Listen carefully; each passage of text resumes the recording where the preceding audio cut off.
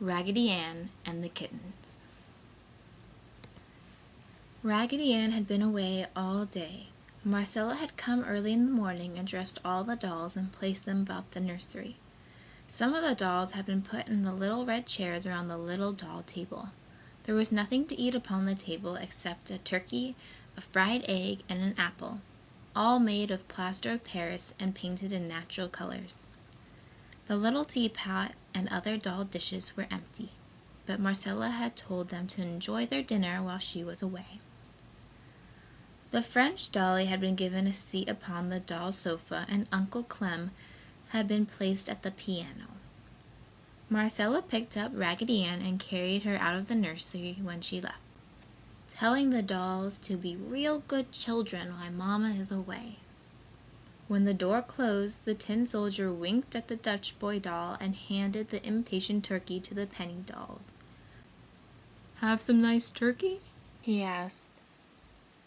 "No, thank you," the penny dolls said in little tiny penny doll squeaky voices. "We have had all we can eat." "Shall I play you a tune?" asked Uncle Clem of the French doll.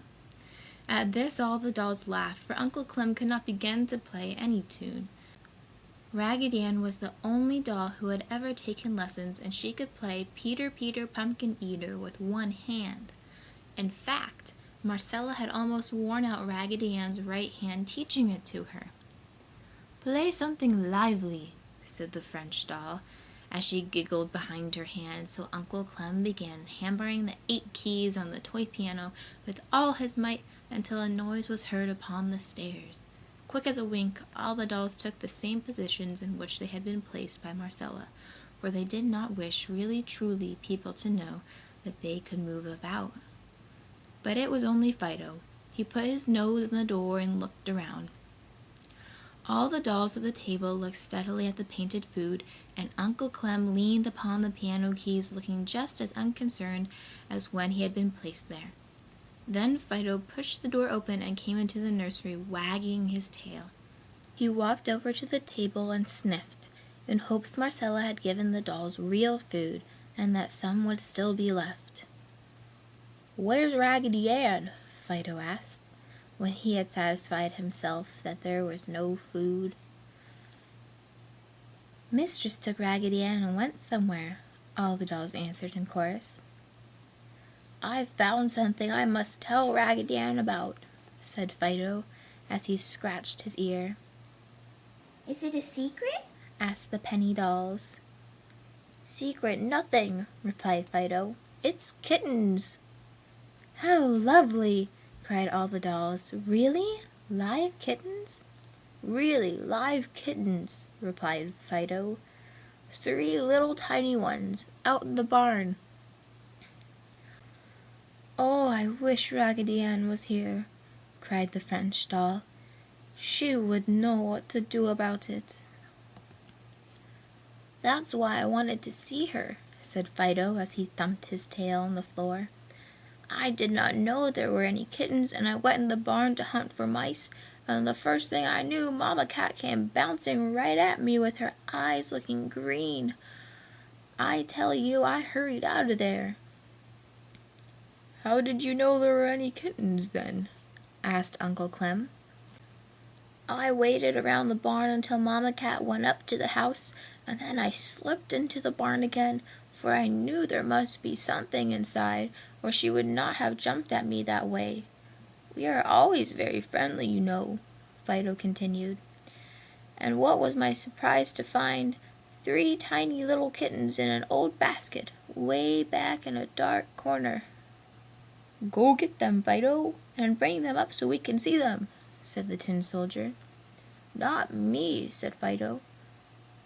"If I had a suit of tin clothes on like you have, I might do it, but you know cats can scratch very hard if they want to."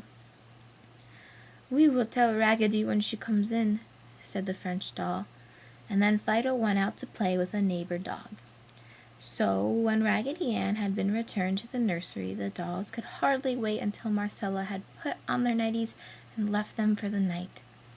Then they told Raggedy Ann all about the kittens. Raggedy Ann jumped from her bed and ran over to Fido's basket. He wasn't there. Then Raggedy Ann suggested that all the dolls go out to the barn and see the kittens. This they did easily, for the window was open and it was but a short jump to the ground. They found Fido out near the barn watching a hole. "I was afraid something might disturb them," he said, "for Mamma Cat went away about an hour ago." All the dolls, with Raggedy Ann in the lead, crawled through the hole and ran to the basket.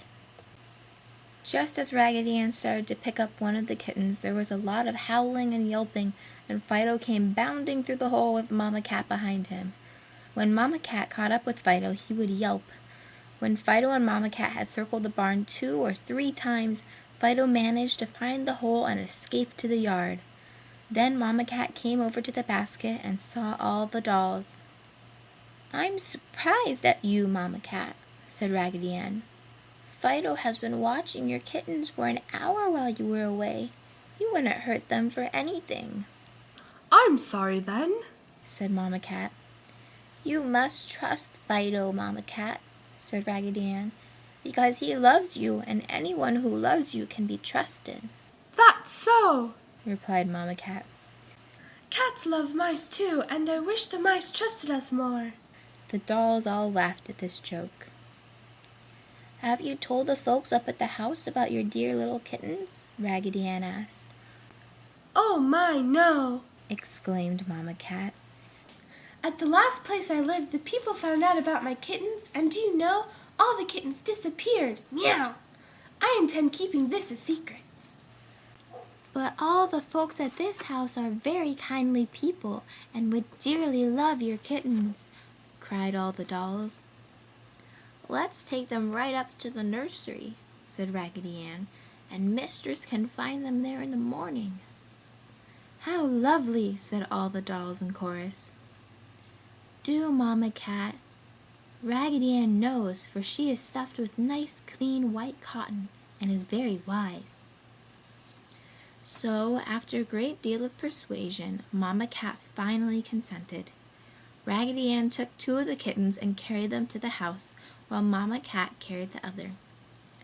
Raggedy Ann wanted to give the kittens her bed, but Fido, who was anxious to prove his affection, insisted that Mamma Cat and the kittens should have his nice soft basket. The dolls could hardly sleep that night. They were so anxious to see what Mistress would say when she found the dear little kittens in the morning. Raggedy Ann did not sleep a wink, for she shared her bed with Fido, and he kept her awake whispering to her. In the morning, when Marcella came to the nursery, the first thing she saw was the 3 little kittens. She cried out in delight and carried them all down to show Mama and Daddy. Mamma Cat went trailing along, arching her back and purring with pride as she rubbed against all the chairs and doors. Mama and Daddy said the kittens could stay in the nursery and belong to Marcella. So Marcella took them back to Fido's basket while she hunted names for them out of a fairy tale book. Marcella finally decided upon 3 names: Prince Charming for the white kitty, Cinderella for the Maltese, and Princess Golden for the kitty with the yellow stripes. So that is how the 3 little kittens came to live in the nursery. And it all turned out just as Raggedy Ann had said, for her head was stuffed with clean white cotton, and she could think exceedingly wise thoughts. And Mamma Cat found out that Fido was a very good friend too. She grew to trust him so much, she would even let him help wash the kittens' faces. End of Raggedy Ann and the Kittens.